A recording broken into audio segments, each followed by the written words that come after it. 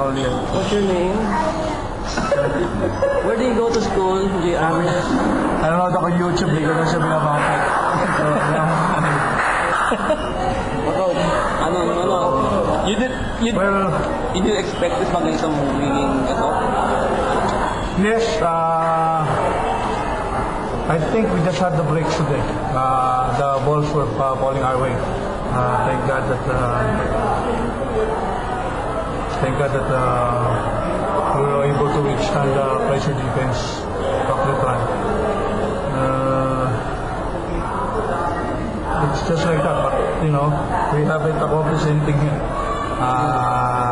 We still have to win a game to make it to the finals and improve from last year's wins.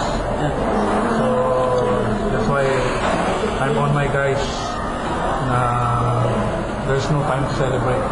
We play on Friday, and Letran is the best defensive team probably in the country.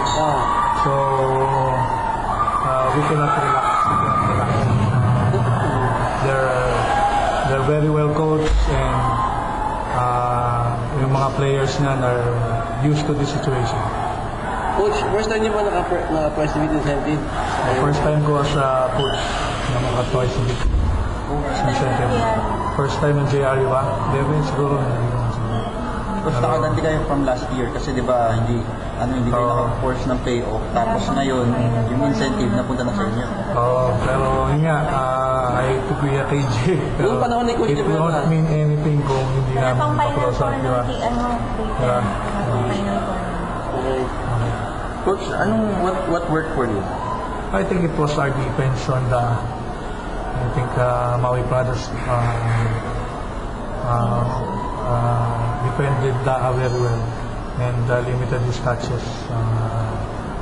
And Hasul, I'm sure Hasul naman will have his touches, and so I put numerous guys on him.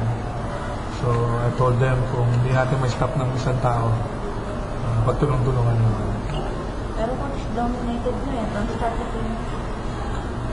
Nagkataon lang. It can go either way. Kagaya nung first game namin, di ba? Sa this season, dominated nila kami. So, ganun lang. So, it will boil down to talaga kung who wants it more. Lalo na pagpasok talaga ng final.